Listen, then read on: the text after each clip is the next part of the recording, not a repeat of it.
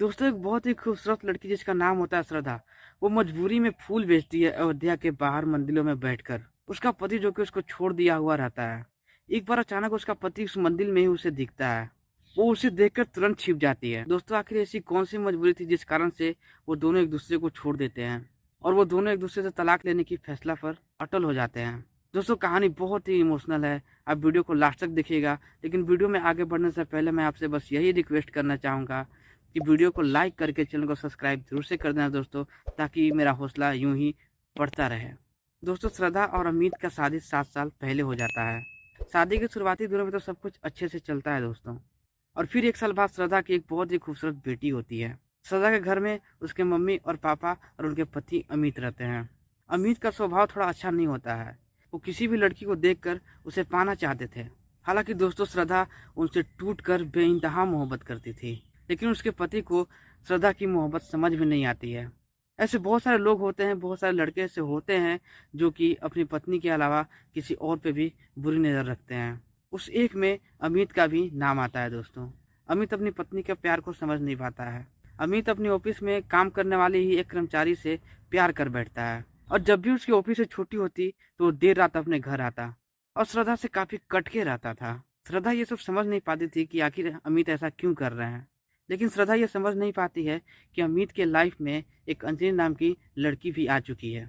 दोस्तों अमित अंजलि से बहुत प्यार करने लगता है और अपनी बीवी को धीरे धीरे भूलने लगता है और कई दिनों तक तो वो घर ही नहीं आता।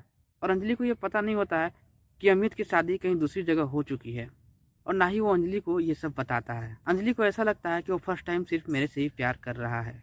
एक बार अंजलि और अमित एक कैफे में बैठ के चाय पी रहे होते हैं, तभी अचानक श्रद्धा का कॉल आता है अमित के फोन पे। अंजलि पूछती है कि किसका कॉल आ रहा है, तो वो बोला हमारे ही ऑफिस के पियून का कॉल आ रहा है।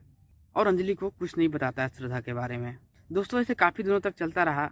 साल से 2 साल बीतते गए और अपने घर भी आता तो श्रद्धा के करीब नहीं सोता, थोड़े से श्रद्धा से दूरी बनाकर सोता था। दोस्तों श्रद्धा अपने पति का प्यार पाने के लिए तड़प गई थी, लेकिन उसे वो बहुत इग्नोर करने लगता है क्योंकि उसकी नज़र में तो अंजलि बेहतर लगती है। दोस्तों ऐसे साल 2 साल बीतते गए। धीरे धीरे श्रद्धा को भी शक हो रहा था कि कहीं वो किसी और लड़की से तो बात नहीं कर रहे हैं। एक दिन वो मार्केट में सब्जियां लेने के लिए जाती है तो श्रद्धा ये देखती है कि अमित एक लड़की के साथ घूम रहे हैं। जब श्रद्धा घर आती और अमित भी घर आ जाते तो श्रद्धा पूछती थी कि आपके साथ वो लड़की मार्केट में कौन थी। तो अमित बोलता है हमारे ही ऑफिस के एक कर्मचारी है, अचानक से मार्केट में मिल गई थी तो वो मुझसे बात करने लगी और मैं भी उससे बात करने लगा, ऐसा कुछ नहीं है। तो श्रद्धा गुस्से में बोल पड़ती है मैंने कब बोला कि ऐसा कुछ है, आपको ऐसा क्यों लगा। और यहीं पे अमित पकड़ा जाता है और दोनों के बीच बहुत झगड़ा होता है, लड़ाई होता है और अमित बोल देता है कि हाँ मैं तुमसे प्यार नहीं करता, तुमसे अच्छी तो वो अंजलि है।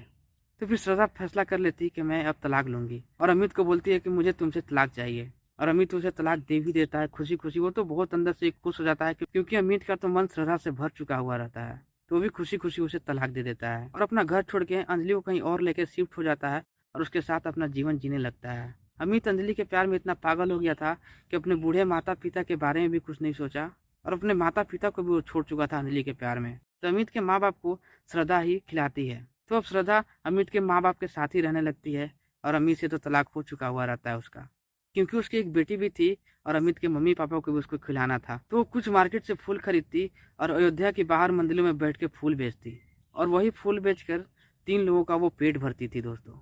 सदा अमित के पापा और मम्मी को कभी छोड़ती नहीं है, उन्हें साथ में लेके चलती है और उनका पेट भरने के लिए वो बस की ठोकरें खाकर फूल बेचने जाती थी और अपनी बेटी का दाखिला एक अच्छे से स्कूल में करवाती है और फूल बेच के ही स्कूल का फी पे करती है और अमित के मम्मी पापा का पालन पोषण करती है। और जब रात होता तो अमित के मम्मी पापा का पैर भी दबाती है। अमित के मम्मी पापा भी बोलते हैं कि ऐसा लड़का से तो अच्छा हो कि मेरा लड़का कोई होता ही नहीं।